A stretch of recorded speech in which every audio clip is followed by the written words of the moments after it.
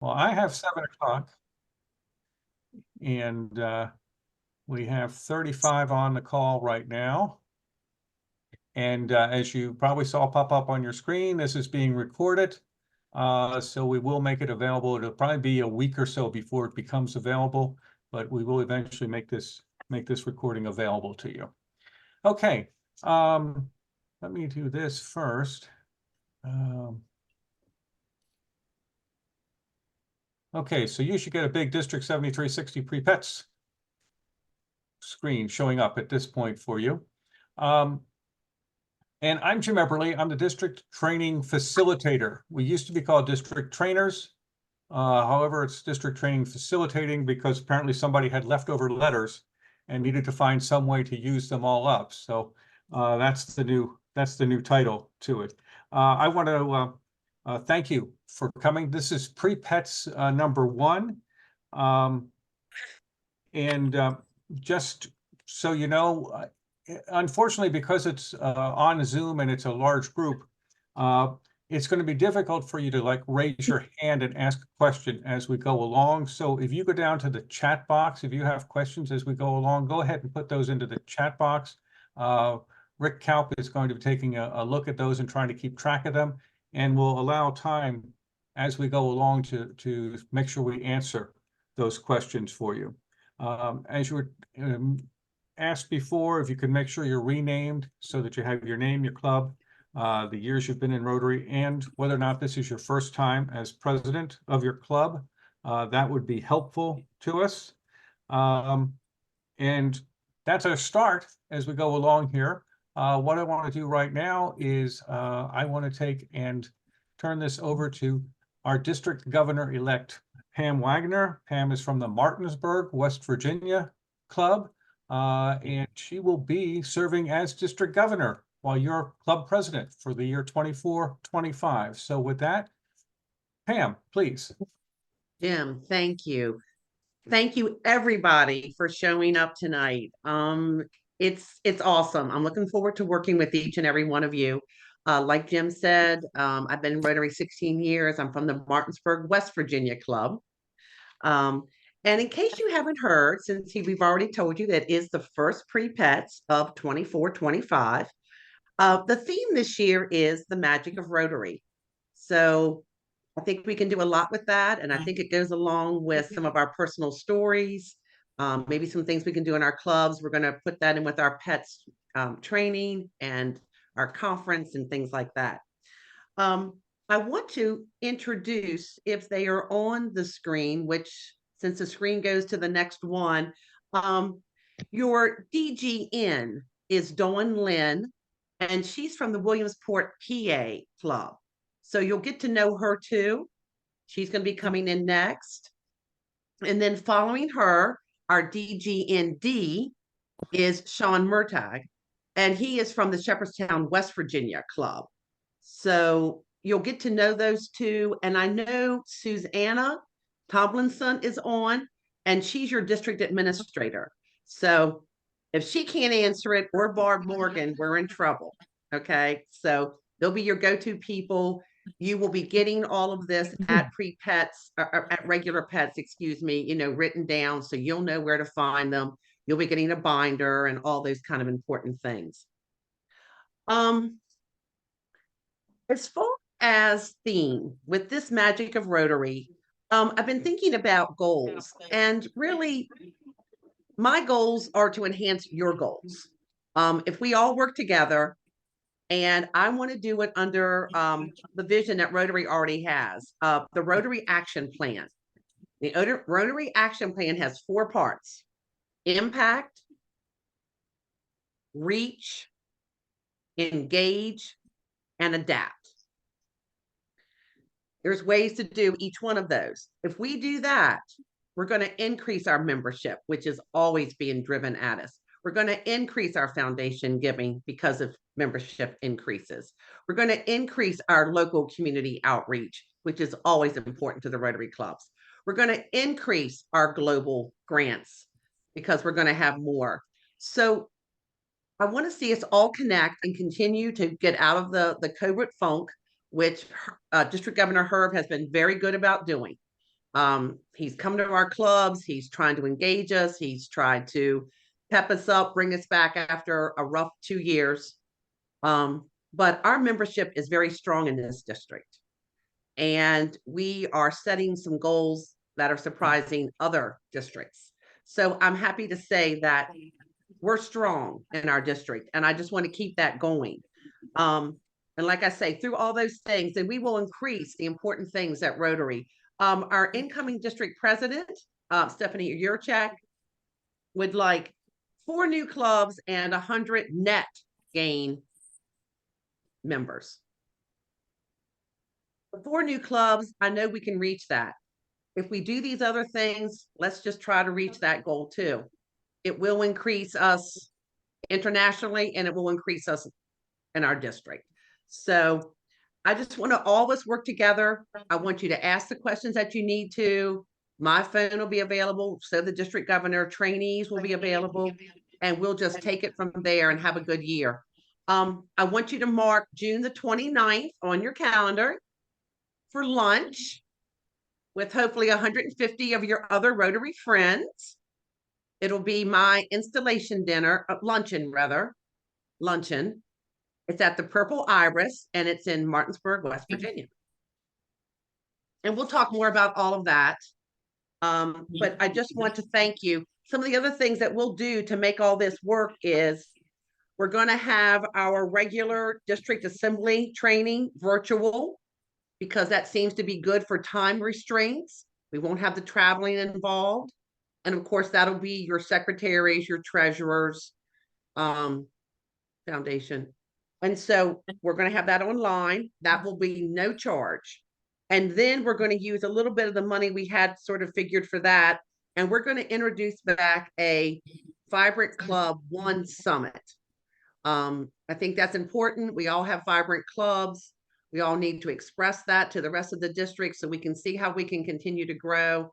But then we'll also talk about foundation, PI, public image, that sort of thing. And we'll have a small fee for that, but we're swapping the 2 fees so that it's really not going to be extra on the clubs. So with that said, I'm going to turn it over to Jim, and he's going to introduce some other people. Thank you, Jim.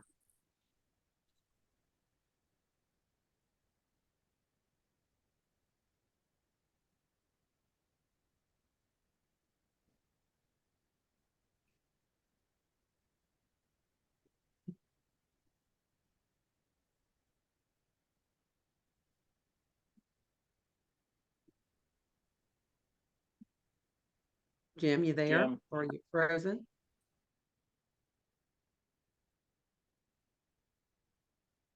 Jim, you're muted.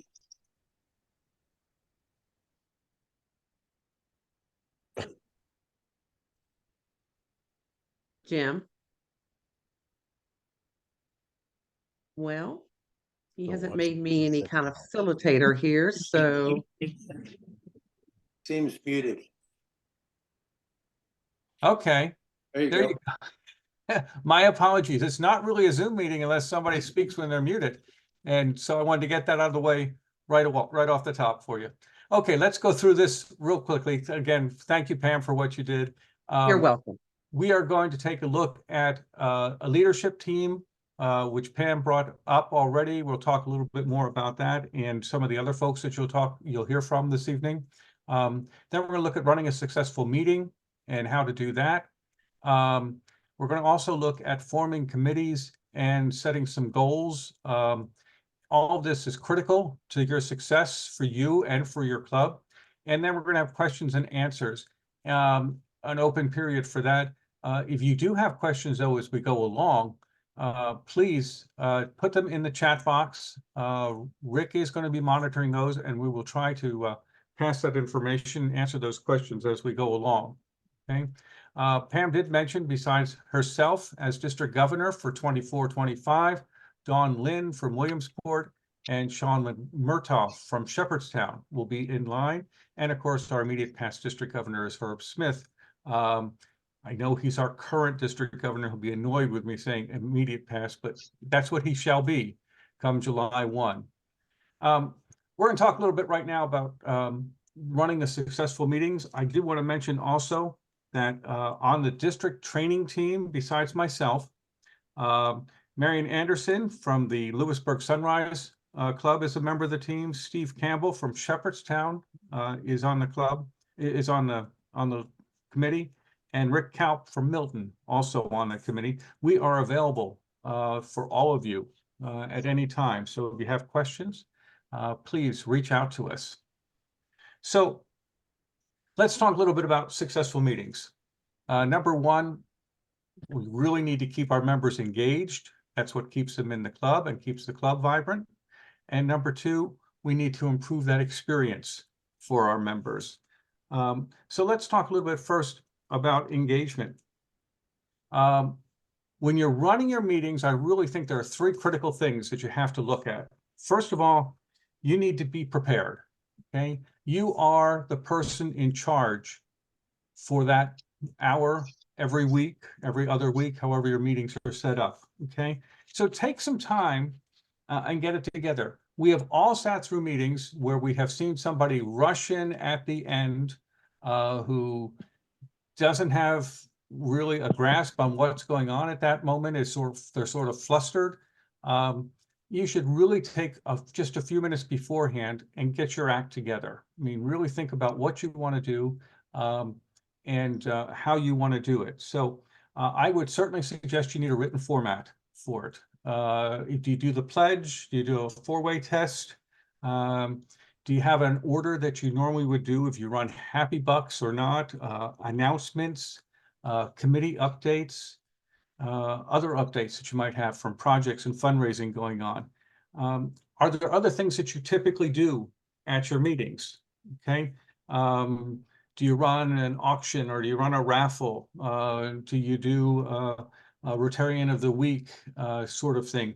Whatever your club normally does, you should know about it and you should have it written down on a sheet of paper somewhere along the line so that you can glance at it quickly and realize that you haven't forgotten to do something.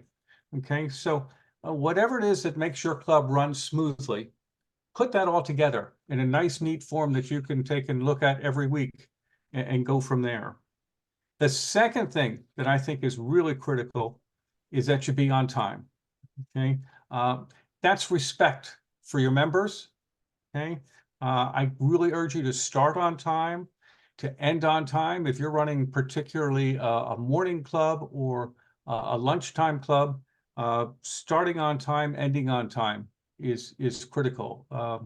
I know in the situation I'm in, where I'm in a noontime club, if it doesn't end at 1 o'clock, people start leaving anyway because they have to get back to work.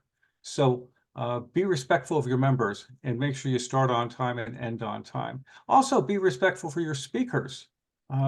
If you tell them that it's 20 minutes that they have to do a presentation, okay, make sure they have their 20 minutes. Okay, don't shortchange them. I've been in situations where I have seen somebody thinks they have 20 minutes to speak, but for whatever reason, the club announcements run long. The president isn't organized in some other way. And all of a sudden, instead of 20 minutes, it starts creeping down to 15 minutes or even worse. And that's disrespectful to your speaker. Okay, that person has prepared a presentation for your club, and you're asking them all of a sudden to rush through it. So again, just common sense. And the last thing that I want to mention about this on running your meetings is be on. Okay, this is really your chance. Okay, it's for 1 hour every week that you need to be the person that's on. Think of it as a performance in many ways. Okay, be lively, be animated, be enthusiastic.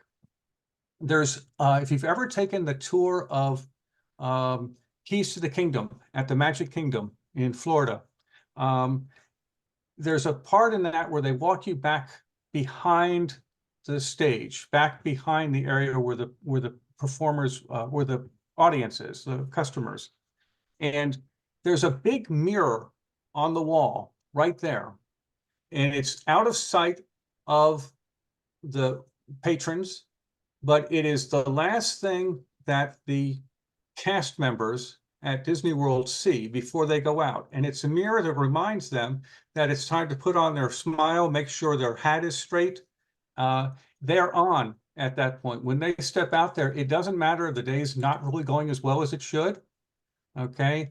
It doesn't matter that you didn't sleep all that well last night. Okay. This is just 1 hour a week that you really need to think, okay, I need to be there for my club. I need to be, I don't want you to be insincere, but you need to be up and ready to go at that point. So I think you really have to remember, you are the master of ceremonies. You are the person that's on and running things. So make that effort, no matter how your day is going. Put it aside, and for 15 minutes right at the top, go for it.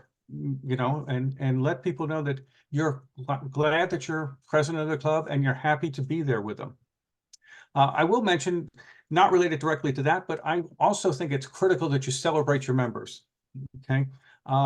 Recognize them for professional and for Rotary achievements. If you see something that's in the paper or posted on Facebook or Instagram or anything like that, that recognizes one of the members of your club for professional success, I think it's critical that you make the effort to know that we in the club are excited for them and happy for them, and share their joy on doing something like that. The same thing's true about Rotary accomplishments, whether it's handing out a Paul Harris Fellow, or somebody has done something different within the club. You know, announce those. Make a deal of it. So I also like the idea that I know some clubs just run birthdays, like on a video, you know, the projection. That's fine to do that. You might also want to make note of people that are having birthdays, maybe once a month. I know some clubs salute everybody who was born in January on one meeting. Do that. Club anniversaries. I think it's important to celebrate past presidents too. You have in February, President's Week coming up. What a great time to ask all of the past presidents in your club to stand up and just recognize them for having served as president of the club. So all sorts of different ways, and they can be fun recognitions. Okay, they can be a little bit quirky. Don't be insulting, but you can certainly be quirky in some of those. So have fun doing that, recognizing your members for what they've done. Let's talk a little bit about the meeting experience itself and how we improve it. I think you have to look at your club first and ask, is our attendance good? Okay, you have 40 members in your club and you have typically 15 that show up for a meeting. Are you happy with that number? I mean, what should the percentage be that shows up for your club? I know ideally we'd all like it to be 100% of everybody who's in the club. That's not going to happen, but is your overall attendance where it should be? And the question has to be, why is it, or why is it not where it should be? Okay. For people that are missing, I mean, are you reaching out to find out about those people that are missing? Are they having health problems, work problems, family problems, or they just really aren't finding the meetings worthwhile? So a little question and answer period with some of the people that are missing would certainly be good. Are the members up to date on club activities and district activities? Are you doing that as club president? I think that's one of your roles, is to make sure that you are up to date, keeping them up to date. Are your meetings interesting? Do you have good speakers? How often do you have good speakers? Is it the same group that comes through every time and they are just asking for money from each person that presents? I mean, nonprofits are great to have there, and we certainly enjoy having them in at certain times. But if all you have is a steady stream of people coming through that are asking for money from the club, you're probably going to lose some people just because they get tired of the repetition of that. Do the members say that they're enjoying their meeting, the meeting that you run? Okay. Is is it problematic for them? Or, I mean, are they coming because this is what they've done and they're just sort of in that routine? Are they coming because they're enthused about coming to the meeting because they have a good time and they learn things? Okay. Same thing goes for your guests. Are they enjoying the meetings? Are you welcoming to guests? One of the goals that you're going to have is increasing your membership. And certainly if guests are coming in and they're sort of feeling like they're shunned to the side or nobody's paying attention to them, the odds of them coming back, not so great. So do you make an effort to make sure your club's welcoming to them? Bottom line is, are there aspects of your club that you should be changing, that you could be changing? Okay. And the functions that you run, the events, are they welcoming to your members? How about to your members that are parts of families with small children, or those with disabilities? I mean, does it all fit in that everyone there can have a great time with you and enjoy what's happening? And I think you have to ask also in your club, is your schedule what it should be? Again, as I mentioned, I'm in a lunchtime club, which works great. However, it also means there are certain people in our community that just can never make a lunchtime club. So are there other things that you need to look at? If your membership isn't as strong as it should be, do you need to take a look at how you approach that, and do you come up with something else? Hybrid, if your club's doing hybrid meetings, are the folks online feeling like they're actually connected with the clubs? Are you doing a good job of reaching out to them? So all of those things build into whether the club is interesting, enjoyable, welcoming, okay? And I think you have to take and look at those and make sure that you can answer, yes, it's interesting. Yes, it's enjoyable. Yes, it's welcoming, okay? We'll talk later on because different things will come up, but certainly doing a member satisfaction survey is going to be one of the questions that I think everybody's going to ask you about as an incoming president. Find out what your club members actually think about the club. Other things that I think you really need to work on as president, I would suggest to you that you need to create your own calendar that you specifically for Rotary. And I think on that, there's some things that come up that you may not be aware of, that people are going to sort of spring on you at the last minute. For instance, when do you elect officers for the next Rotary year? Are you in line to do that correctly when that comes up? Are there fundraising events coming up for your club that you always do, and you, as a member, you always knew we did it, but you were never quite sure if there was a specific date that was done, like it's always the third week in June that we do this. So I think you need to find out about information like that and create your own calendar so that as you go along looking at pieces, figuring out where you want to be, what you need to do, you have that information in front of you. Also on the calendar, district events. Pam just mentioned a couple different things coming up for district training assembly being one of them, and a vibrant club meeting being one of them. You should be aware of those district events, and you should be putting those on a calendar too, so nothing surprises you. And you need to sell those. As club president, I think that's one of your jobs, is to make sure that you're getting your members enthused about doing different things at a district level. I think you learn so much more about Rotary once you get outside of just your club. So you need to sell on those things a little bit. I know I've seen it where like the world's greatest meal came up. I will tell you right now that World Polio Day is October 24th. It's always October 24th, okay? So don't be surprised about the idea that the world's greatest meal program is going to come up, and our foundation, our Polio Plus chairman, is going to reach out to you and talk to you about that. Just be aware that those things happen, so you can mark those on your calendar and you're not surprised by what comes out. I would also mention to you that you really need to pay attention to the district newsletter, okay? Again, it tells you different events that are coming up.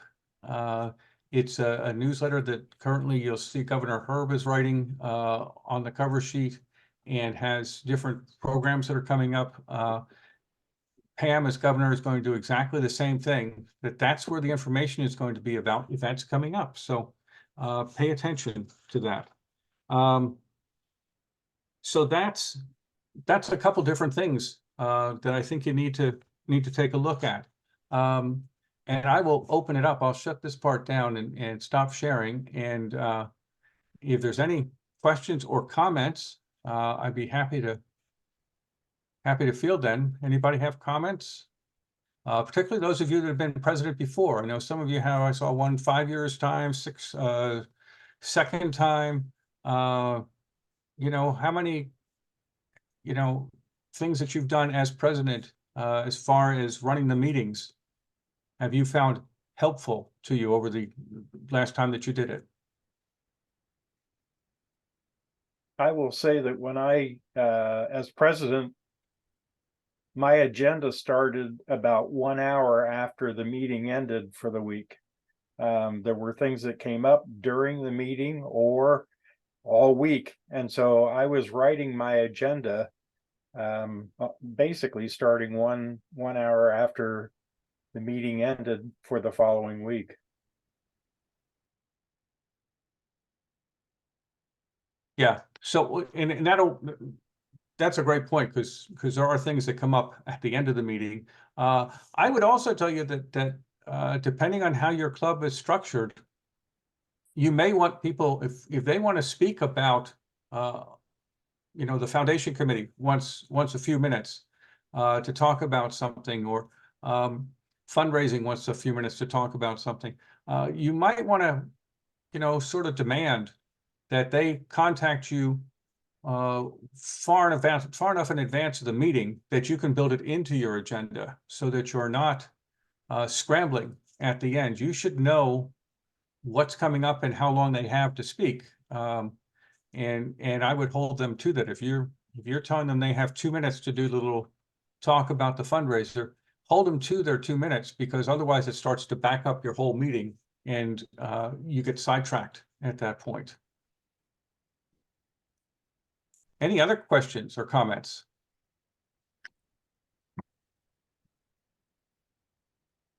Okay. Well, as I mentioned, Rick's going to have the chat open, and if you have comments or questions about that, please let us know, and we will be happy to go through those.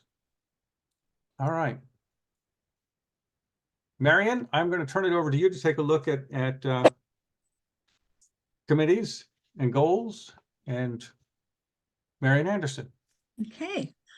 Hi, everybody. Thank you so much for taking time out tonight to be a part of this Zoom and being willing to say yes to being a club president for some of you again, or again and again and again. So what we're sharing with you may be old news, but it's important that we bring it back to mind, and maybe it triggers something. You're like, oh yeah, that's right. Maybe this time around I want to do something just a little bit different than I did before. Or the club has changed, and the culture of the club has changed. And it's important that you keep that in mind as you're leading and guiding and helping your club to be the best it can be. Two sources of training or information that Rotary has for all of us is RLI, the Rotary Leadership Institute. And hopefully you've been a part of RLI, you've taken some of the courses. It's a good way to get information about Rotary and building up leadership skills. And then we have our learning center, that when you go to myrotary.org and you log on, there is a box that you can go to Learning Center and see the great amount of education that is out there. Many of them aren't very long, and so it's one way to get some extra information, education about leadership and being a better leader, and then how to guide the club. So as we talk about committees, I turned to one of the pages from RLI that makes a suggestion of 5 basic committees. Now, all of our clubs are autonomous. Maybe you're smaller and there isn't a need for these 5 committees, but it is a template that's suggested to all of us that we use these committees as an example or a function or the foundation of who we are. Club administration, maybe you call it something different. A club that, or a committee that helps with the programs and communications, attendance, fellowship, or everyone should have a membership committee of some kind, hopefully of 2 or more people that really want to focus on membership. And Colleen McCloskey will be talking to us about MAP, the Membership Action Plan, and as we get into pets in March.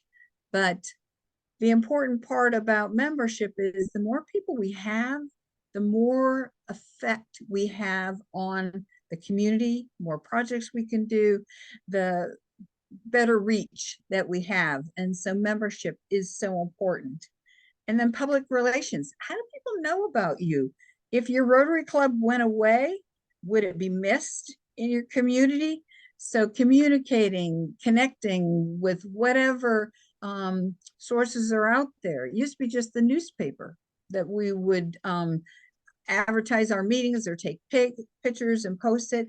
And now there's Facebook and so much more out there, social media, that we have an opportunity to be able to connect with the community and let people know, hey, we're Rotary, we're here to help, and we'd love you to join us and be a part of whatever projects we're working on.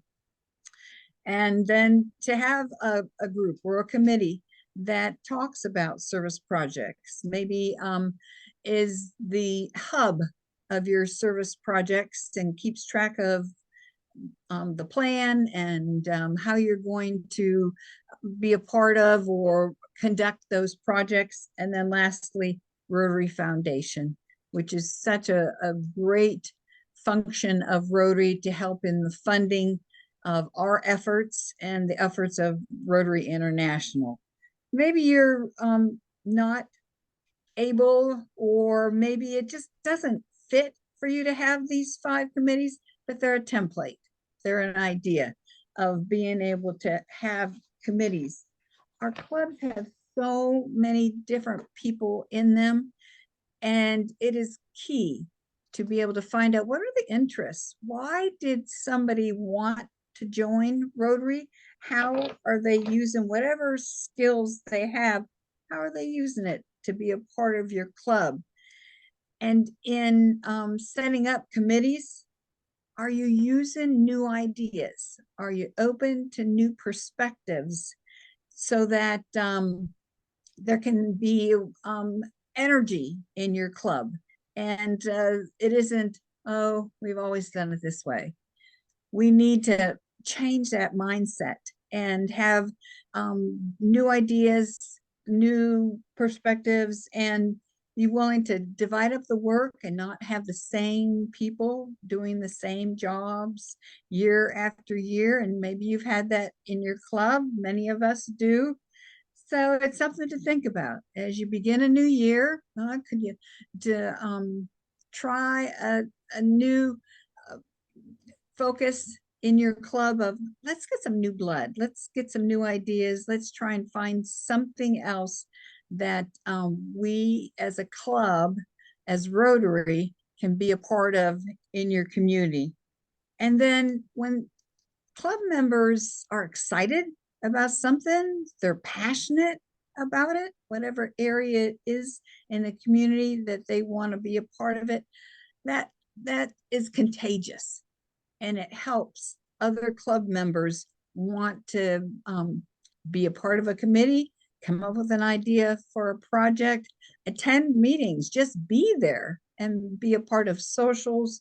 So the more members, the variety of members that you have are invaluable in the success of your club. When we think about our clubs, how they're going to function, what are they going to work on, where is it that they can be used in the community? As Pam was saying, we need to think about the Rotary Action Plan, the strategic plan. What is it that Rotary wants us to be working on and facilitating in our communities? She said, increasing our impact. How can we change things that are going on in our community? How can we make a difference in the lives of the community around us, maybe in the state, maybe around the world? How can we be impacting lives of people that would not expect it from a Rotary Club? Someone who, strangers, because we're strangers to so many people. How is it that we can help out? And in that, expanding our reach. Our club, for the first time in many years, have a Rotary Youth Exchange student. We are definitely expanding our reach because this young man is from India. And we've had the opportunity of being able to connect with his home club, the club of his parents, and the people in Rotary. I even became a friend, Facebook friend, to the club that he came from, the Sending Club. And now I get to see what's going on in their club and communicating with them. And we have an opportunity of connecting across the ocean and expanding our reach. Maybe your club has the same opportunity. Maybe that's something you'd like to think about. Rotary Exchange and bringing youth into your community. And having our club members be engaged, be excited, be motivated, and want to be a part of whatever is going on in your club. That's an important part of the strategic plan and should be part of your action plan too in your club. And then lastly, be able to adapt, change. Change is kind of scary. Sometimes we don't even like to think about that. But as we're building projects, thinking about them, making changes in our clubs, it's important that we're willing to have our ears open to something else that's going on in the area, and a way that somebody comes up to you and says, hey, could your Rotary Club help us with this? Or maybe you see something in the paper or in the news, and find a way that you can be a part of that. Those are the things that your goals are made of. When you decide that these 4 areas, having an impact, expanding the reach, being engaged, having your members engaged, and being willing to adapt, then you make your goals that fit those areas. And having new members and old members create those goals together as a team, as a group. It's very important. It gets people excited. They want to come to the meetings. They want to be a part of those projects. And so in creating the goals, you've helped with touching people's lives, and then you have some accountability. Why is it that we're here as a Rotary Club? How is it that we are helping? When you have goals and things that a plan to be able to fulfill those goals, you're more productive, you're more organized, we're more professional if we have goals that we're using. And having goals and entering them into the Rotary system helps us to be able to point to what is it our club is doing. When we think about maybe an elevator speech of, okay, what is good about Rotary? What's good about our club? You can think about the goals that your club has made and be able to share that with people and say, hey, You know, we do the Frosty 5K, or we are a part of the chili cook-off, or we're a part of this oyster bake, or the mystery theater. These are some of the goals that you've set, the projects that you're working on, and advertising them, getting other people excited, and having them be a part of what it is that the Rotary Club is doing in your area. Jim had talked about the satisfaction survey and how happy people are with the club and how are they using whatever skills or abilities or gifts that they have. How are they using that in the Rotary Club that that they've joined? Do they feel like it's worthwhile? Do they feel like somebody is recognizing who they are?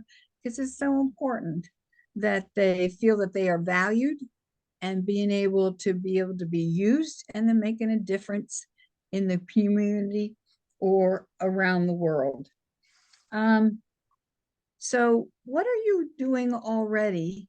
What projects are you working on now that you can set some deadlines, or how do you determine that it's a successful project? That's something you need to think about as a club. Is there an accountability, or is there a way that you can determine that what is the success? How many people attended? Who commented about it on Facebook? How many likes did you get? How many shares did you have? How is it that people were connecting with whatever that project might be? But maybe you have some ideas of how you can come up here with your goals, and when you have those goals, how do they fit in the committees that you have? I'm interested in hearing what you have to say, because we have a whole lot of experience on this screen tonight, and then when we get together for pets in State College. So I open that up to you now. What ideas, what suggestions do you have?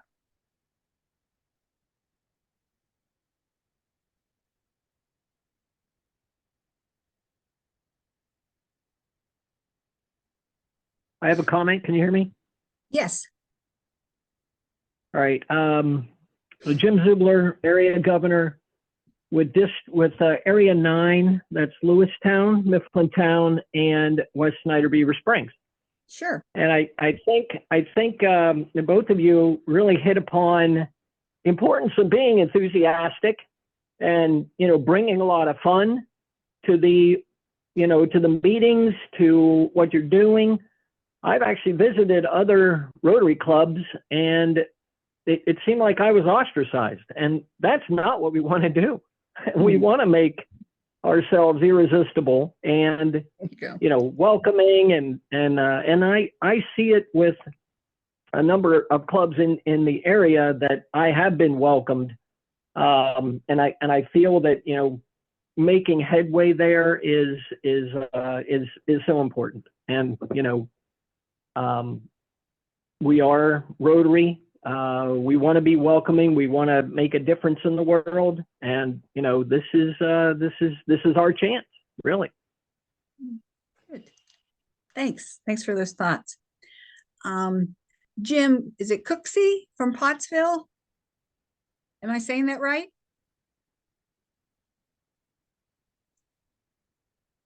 Can you unmute Me? yourself? Yes, you are. Yeah, you said it was your second time being Yes. president. What do you want to do different this time than you did the first time you were president? Well, certainly one of the things I want to do is to get the goals set before I go to pets, so I know what I'm trying to do.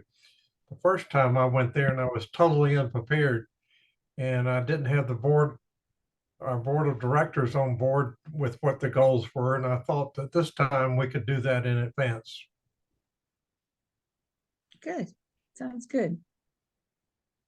Fred Teichman, this is what, your 5th time for being president, right?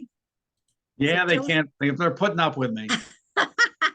What pearls of wisdom do you have for us now as you go into your 5th term as president? The goal was always to change the members from Rotary members into Rotarians. Ah, okay. And one of the things I do on a routine basis is bring the Rotary magazine with me and share that, some parts of it, making the members know that as we're in Rotary or supporters of the foundation, we're all part of that. Rotary is cool, and that's what I want them to know. So we share that at each meeting to make sure that they remember that. Good deal. Thanks. Love that idea. Hey, you know, Marion, to piggyback off of that, one of our past presidents would actually do a question from the Rotary magazine. And you Ah, really had to read it to know what was going on. And he would actually have a little prize that he would give out each week for the person who knew the answer. And it's a great idea, like Fred's saying, and it just sort of goes along with that. So you could even turn it into a little bit of a fun, you know, competition. So good idea. good idea. Good deal.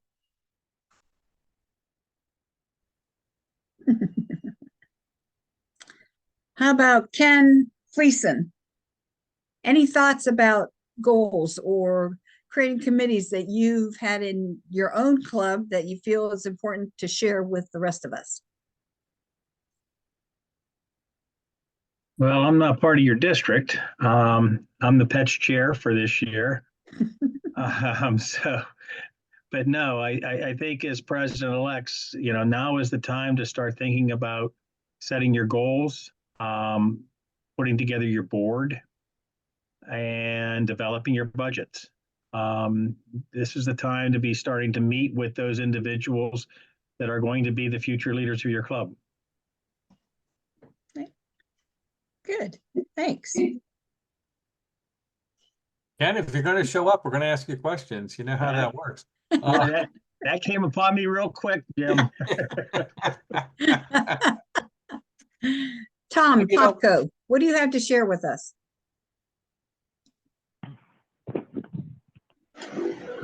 Well, this will be my second term as president, and it's going to be much different. The first time was back in 2008, and at that time, I think we had probably 40 or so members, and now we're down to around 9 or 10. But the 9 or 10 are the core group that was always very active, even when we were 40. So we still accomplish the same amount of things. You just have to be tactful with how you approach it, to keep everyone interested and not feeling like you're going to overwork them. How are you going to focus your goals that fit with the culture of your club?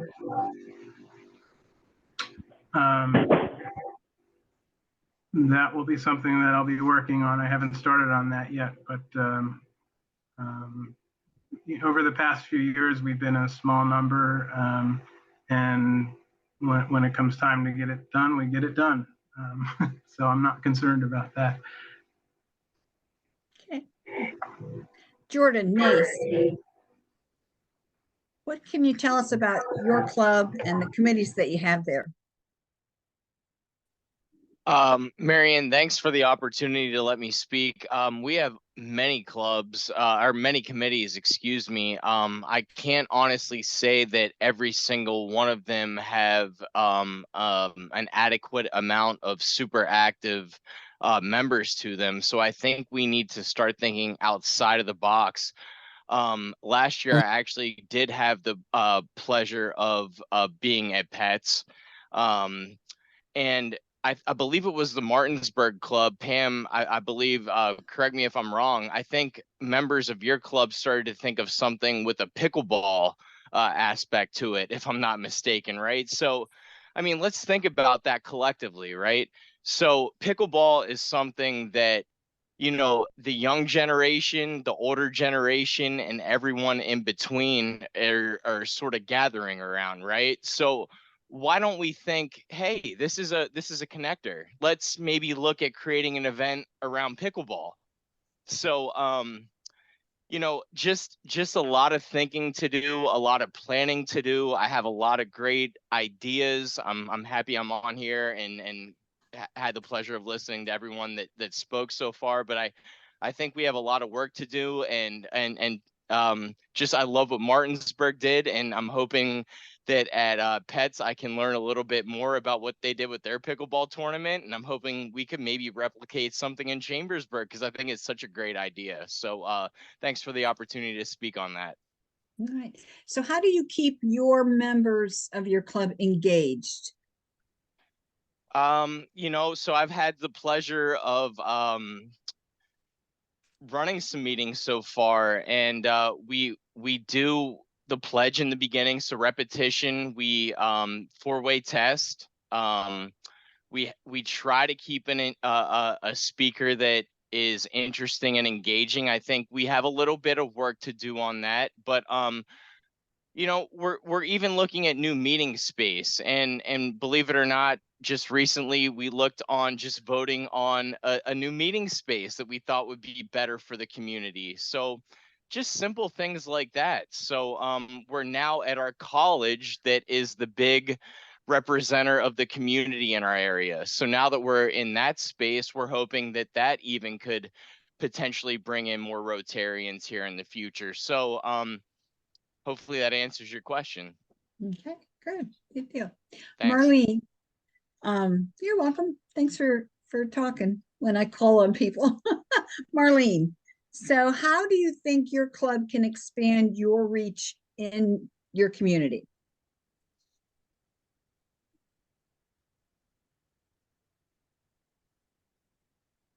You're still muted.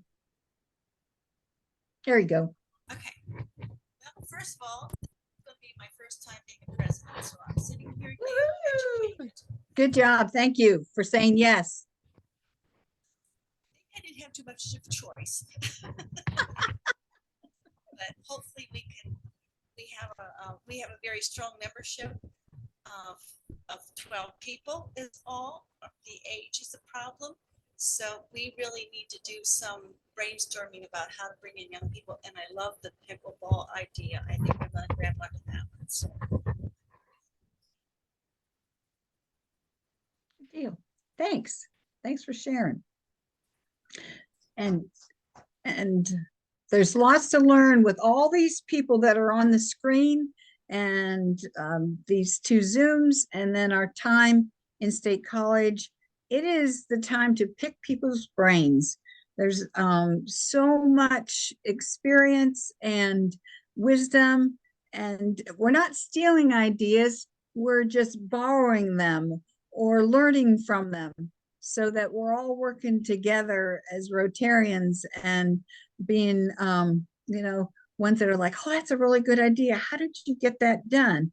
And that's going to help you, you know, create your committees and build your goals and be able to focus.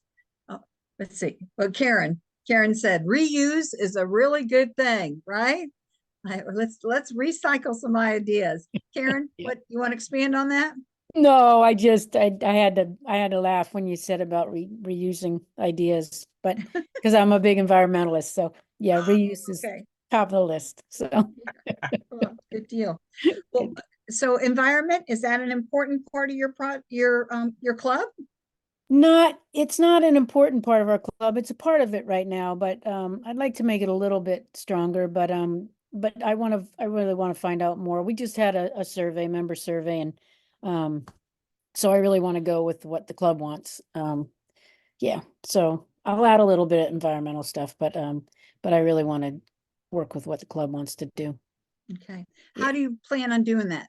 Taking your survey, how do you plan on using So we that? already took a survey. Okay. Yeah, we took one survey, and the people are our programs, I think, are really strong. We have a wonderful program committee of people that have been in the community a while and just have a lot of connections. And so we try to we try to be on a 3-year term with people. So we try not to repeat people for 3 years unless something happens with the organization and there's big news or something like that. But I think our programs are one of the strongest aspects of our club is that the meetings you really do learn something about the community. And so it's really great information. So, Thank you. yeah. Okay, I want just to add a couple things to what Marion said on that too. She mentioned about goals and writing them down, posting them into Rotary Central, things like that. I had a friend at one point whose motto was "Inspect what you expect," and I think that's a good way for anything, whether it's business or whether it's Rotary. If you have a project in mind, a goal set up in mind, as club president, you should be inspecting what's going on, asking questions about it. Just don't assume that because somebody took the chairmanship of a particular function that it's going to happen. Keep your ears open and ask questions about how it's going and what you can do to help if there is a problem, what changes need to be made to correct it. So I always think that's a good standard to live by. So one of my favorite phrases on something like that, whenever you have a project going on. The idea of doing these sessions, Marion, you had nothing else going on at this. Yeah, the idea of doing these sessions is that we want them to be helpful to you. I will tell you that they will not, like for instance, we are not going to go through committee selection again, and we're not going to go through how to run a meeting again at our second pre-pets, nor are we going to do it at the live in-person pets going on. The idea is that we want to give you different information each time that we're doing this, so as not to waste your time in the process of doing this. But with that said, I want to open it up right now and find out, are there topics, things that are bothering you going in to become club president, things that you want to hear about, things that you want to would like clarification on? Whether we cover it tonight or we cover it in a future session is sort of immaterial at this point. But what is it you would like to have? Karen, please go right ahead. So one of the things that concerns me with the club is communication, and because there's so many different ways to communicate now, by text, by email, by face, everything. And so how do clubs communicate with their members without inundating them with too many emails? We have a monthly newsletter that's really good, I think, and that helps a lot. But I'm just not sure, keeping the board apprised of things going on, or and then also keeping the whole membership involved with stuff. I don't want too much. I don't want to, overwhelm people with too many emails, but I want people to know what's going on. How do I do that? One of my suggestions is buddy up with your newsletter editor, and because so much information can go out in a newsletter, and it can be actions of the board. It can be the program for the week. It can be Rotary, something from the Rotarian magazine. If you have a really good newsletter editor, that's me in our club. But I'm always looking to find different things to put in there. Take pictures of your members and actions and projects and put them in there. It's all a part to make it readable. And if you send that newsletter out, if the newsletter is sent out through email, through DACDB, every week you can tell, you don't have to tell your members this, but you can tell who opened the newsletter. I saw that the other day. And so I always check to see, My best is 75% of our club has opened the newsletter. But it's a way, if you do send it out through that system, and I'd be happy to tell anyone or show anyone how to do that, but you can see how many people are following. But it's a great way to keep your club informed for those who can't make the meeting. Okay, thank you. How often do you send out a newsletter, Rick? Is that weekly? Every Monthly? week. Oh, every week. Oh, you Every send week it out I do every it. week. Yes. Okay, yeah, Yes. we only have a monthly one. That's why I was thinking every week. Wow. Okay. Yep. And And the not- program's not- in there. Who was the program? A picture of the speaker, pictures of a Rotarian if they did something. So I try to make it fairly interesting that way and readable. Okay. Our And- secretary does it right now, but it's just been too much work on her. So getting a separate person to do that, that's a great idea. Thank you. And Rick's newsletters are absolutely priceless. He adds some of the silliest, comical, humorous stories. It's worth just getting to the bottom and reading all of those. Pam, you had a comment. I was just going to say, Karen, one more thing to add to that. The newsletter is a great idea, but go ahead, because you, like in our club, we have a good many people that just don't get online, or on their email. So you could just print a few copies off, and just a few, because I know, you're a tree hugger, I'm a tree hugger, but my wheels were spinning with so many people during this conversation. Karen, if you need, you could start an focus club in your community just on the environment. And there's so much to learn about that. So just keep that in mind. And Jordan and Marlene, pickleball was the way to go. The first year we raised 22,000. We raised 24,000, and I think they have their goal set for like 30,000 this year. So I'm not a pickleball player, but I support pickleball, and I think that would be a great idea.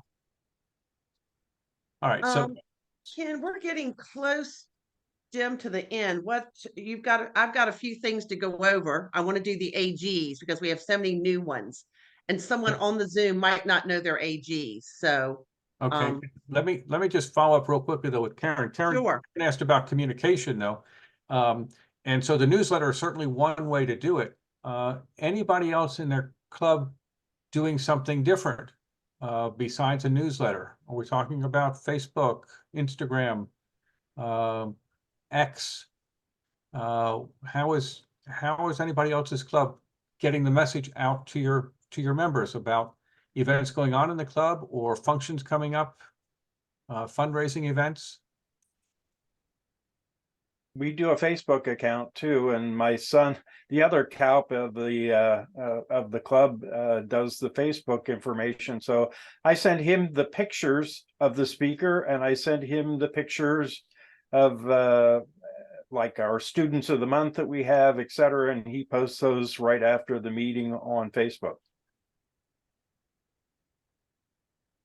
we do absolutely the same thing. As soon as we have a student guest, someone gets a Paul Harris, anything, we take the pictures right there, and they're almost being posted just at their table, the person that took the picture. That's extremely important, and it's not that hard.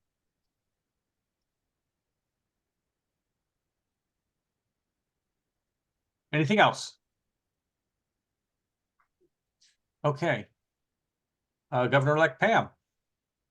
So in case you didn't know, we mentioned the name Impact, Reach, Engagement, and Adapt 27 times between the facilitators and all of you guys. So right there's your good, strong key. We plan on building off of that. So that was awesome, guys. As it was mentioned, we've got so many things in store for you. So we've gone over how to successfully run a meeting. We've gone over forming committees, be on board to set up your goals. Next Zoom, just what you asked for, we're going to go into the budget And we're gonna let you know some things that, you know, your club already has as a standard budget. We want to let you know some of the things that maybe your club doesn't do that you would want to build into your budget. Like, does your club do RILA, send a student? Does your club do the four-way test? These are things that you don't want to have come up as surprises. Go, oh my gosh, I wish we would have said something about the four-way test. So we're going to let you know some of these things. If your club's already doing this, thank you very much. And we appreciate that. But maybe your club's not done that yet. So we're going to give you some ideas of what you could build into your budget. And then we're going to talk about membership. So we have two really, you know, talented people. We've got Dana Orsini and Steve Campbell, who's one of our new AGs, and they're going to go over some membership. So with that said, let me take a second because we're really good on our time. We have 9 new AGs, which is crazy, people. We usually only have maybe 4 or 5. So let me just slightly go over this with you so you know who your AG is for your area.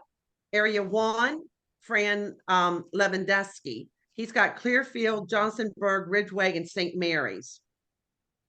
At this time, Sharon Fitzgerald is still going to be doing Area 2, Coudersport, Emporium, and Gailton.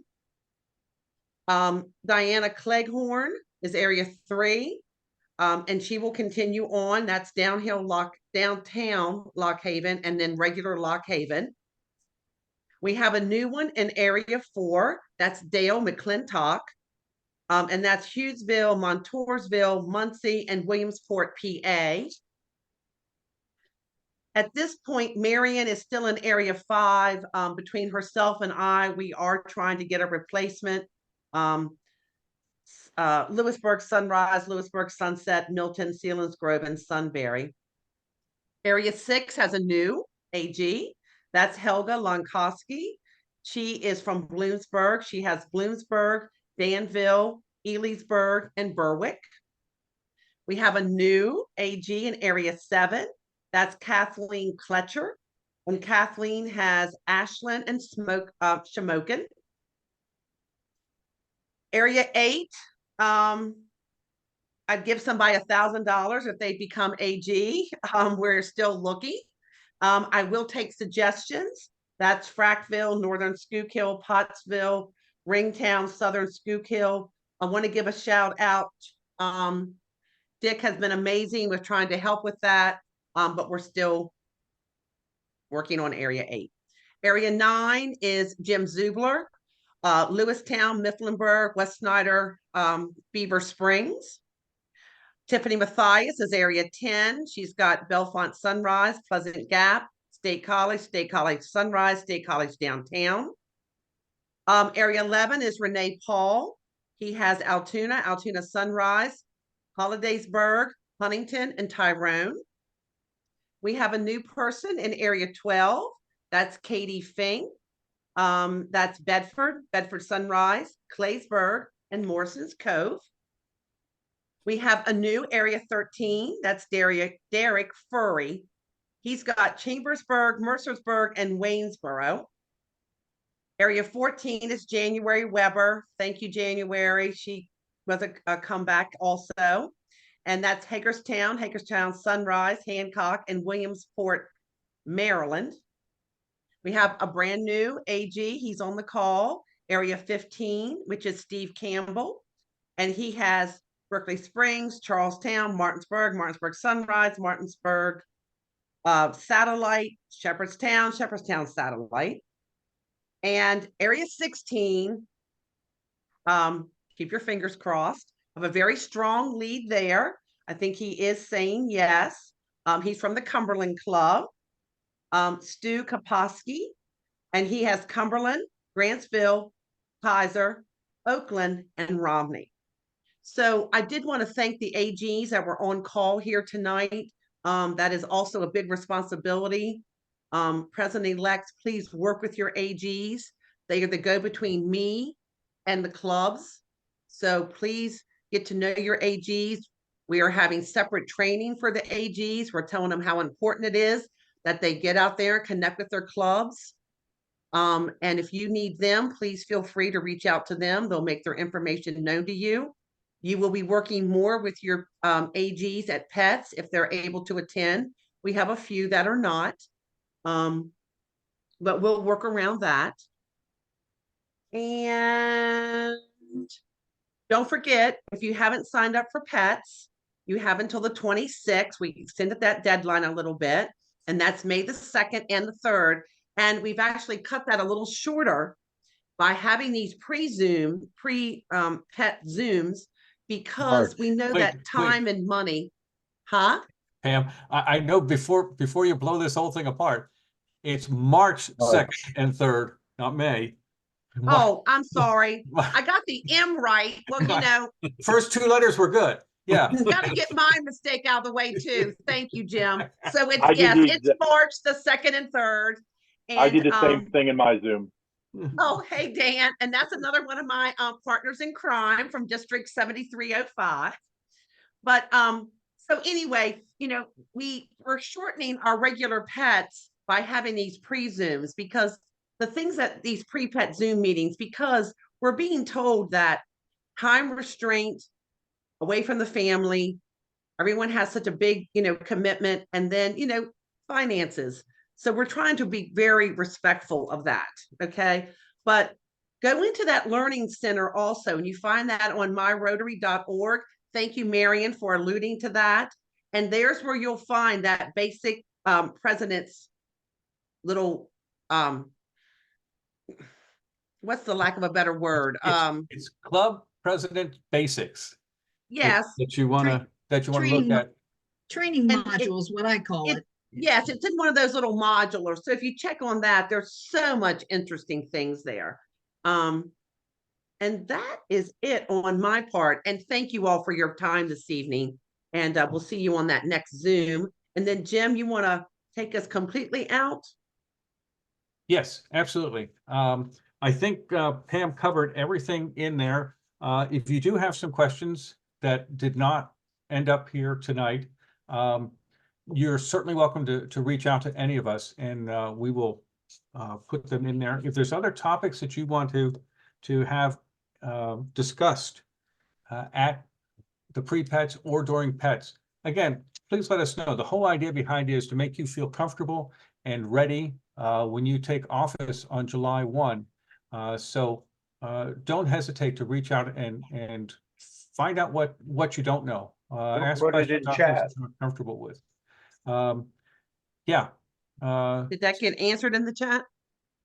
It won't probably get answered unless we look at it and answer it now. If anyone's shy and doesn't want to talk, you can put it in chat and we'll try to answer any of your burning questions or topics. We'll try to get set up for you. Yep. Okay. I did answer a couple. So we do have our next pre-PETs is at 7 o'clock on February 7th. It is the same link as you used tonight, so don't discard that. There is also a third one that comes up on February 21st. That's actually going to be a pre-PETs with the presidents from all three districts. So besides 7360, we'll have 7280, which is the northwestern portion of Pennsylvania, and 7305, which is the southwestern portion of Pennsylvania. So, and there's Dan down at the bottom. I see him on my screen waving to you. So Dan's the district governor-elect for 7305. So that comes up on the 21st. You will get a new link for that. You'll get all new information so that you can sign on to that one. But again, we see you in 2 weeks, and it's the same link that you had this evening. So you don't have any changes to make on that. So Hey, that's Jim? it. Yes. Jim, would it be okay if you guys send out a reminder like a day before or so? It always helps. Well, you got a reminder this week, I hope. I didn't see it. No. Yeah, you should have from Susanna, but we'll send that out, Fred. You know, Yes, and we looking will. down these notes, most people, Sunrise Bedford said that they do Facebook and they send out minutes as soon as the meeting, after each meeting. So that's pretty cool. This other person says, Mary Jane Smith keeps her Facebook up to date. She's wonderful. So it sounds like Facebook and newsletters are the most common. Right. Cool. Okay. Terrific. Okay, anybody else have any other questions that they'd like to have answered here before we let you all go? Okay, you were promised that we would be done by 8:30. It's only like 8:16, so we think we're doing pretty well on that one. Thanks so much for joining Thank you tonight, all. and we will see you in 2 weeks on the 7th. Is Alrighty? it possible to stop a meeting without a bell? It is, because I'm going to click leave in just a second here, Fred.